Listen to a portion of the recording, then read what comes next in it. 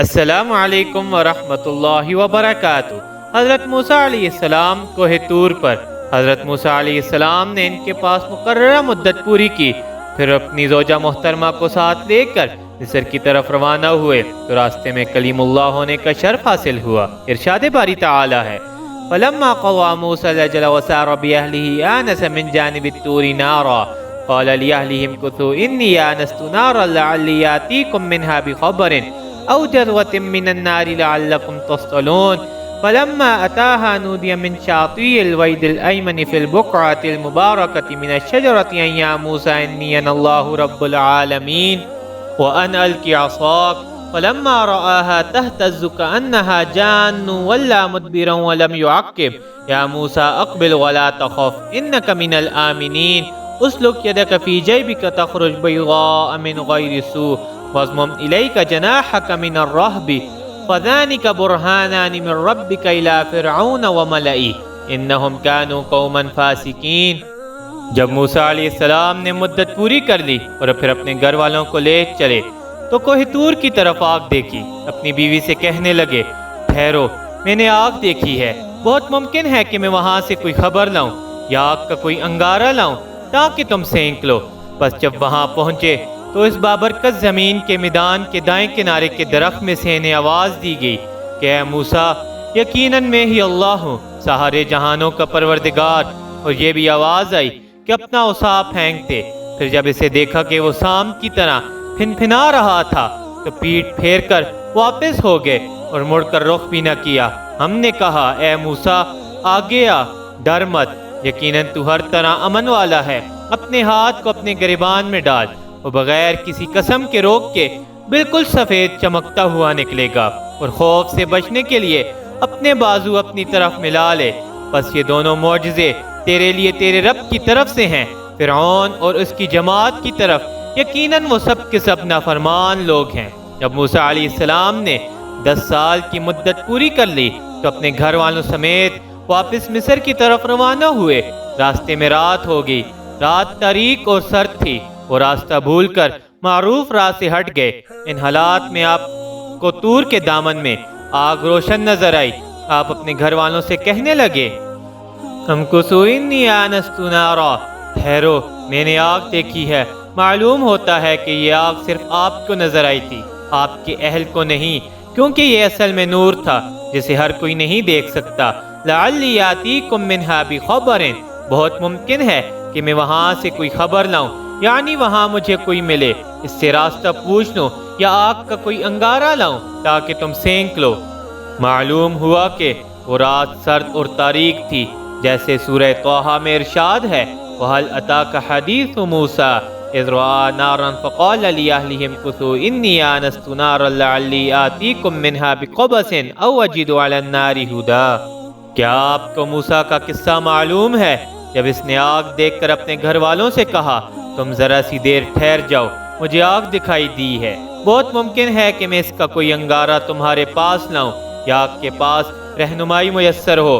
اس سے معلوم ہوا کہ وہاں اندھیرا تھا اور وہ راستہ بھول گئے تھے۔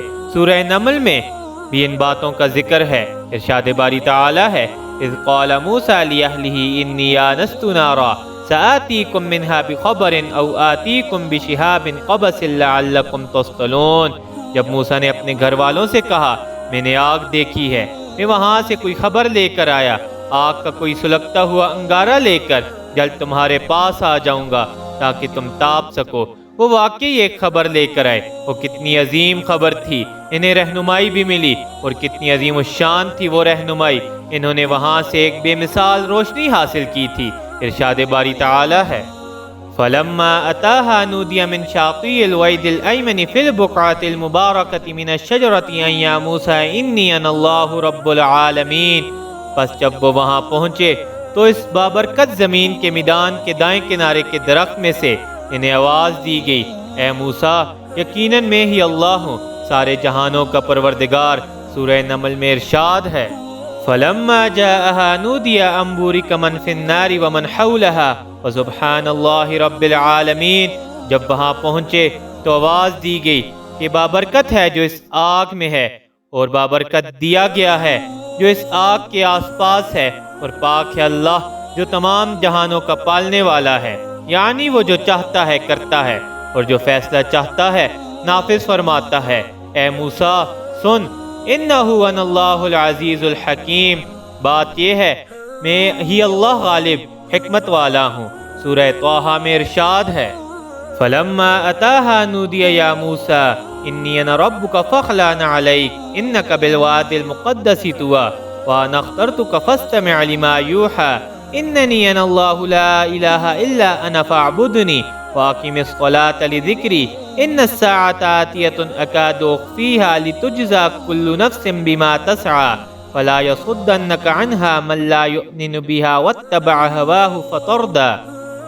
جب وہ وہاں پہنچے تو انہیں آواز دی گئی، اے موسیٰ یقیناً میں ہی تیرا پروردگار ہوں، تو اپنی جوتیاں اتار دے کیونکہ تو پاک میدان طوی میں ہے اور اس نے تجھے منتخب کر لیا ہے۔ اب جو وحی کی جائے اسے کان لگا کر سن، بے شک میں ہی اللہ ہوں، میرے سوا کوئی عبادت کے لائق نہیں، بس تو میری ہی جماعت کر اور میری یاد کے لیے نماز قائم رکھ۔ قیامت یقیناً آنے والی ہے جسے میں پوشیدہ رکھنا چاہتا ہوں تاکہ ہر شخص کو وہ بدلہ دیا جائے جو اس نے کوشش کی ہو، پس تجھے اس کے یقین سے کوئی ایسا شخص روک نہ دے جو اس پر ایمان نہ رکھتا ہو اور اپنی خواہش کے پیچھے لگا ہوا ہو، ورنہ تو ہلاک ہو جائے گا۔ مفسرین فرماتے ہیں حضرت موسیٰ علیہ السلام اس آگ کی طرف چلے جو انہیں نظر آئی تھی۔ جب وہاں پہنچے تو دیکھا ایک کانٹے دار درخت میں آگ کے شعلے نظر آ رہے ہیں، لیکن درخت زیادہ سے زیادہ سرسبز ہوتا جا رہا ہے۔ آپ تعجب سے وہیں ٹھہر گئے۔ وہ درخت آپ کی دائیں طرف پہاڑ کے مغربی پہلو میں تھا، جیسے کہ ارشاد ہے وَمَا كُنْتَ بِجَانِبِ الْغَرْبِيِّ إِذْ قَضَيْنَا إِلَىٰ مُوسَى الْأَمْرَ وَمَا كُنْتَ مِنَ الشَّاهِدِينَ، اور طور کے مغربی جانب جبکہ ہم نے موسیٰ کو احکام کی وحی پہنچائی تھی، نہ تو موجود تھا اور نہ تو دیکھنے والوں میں سے تھا۔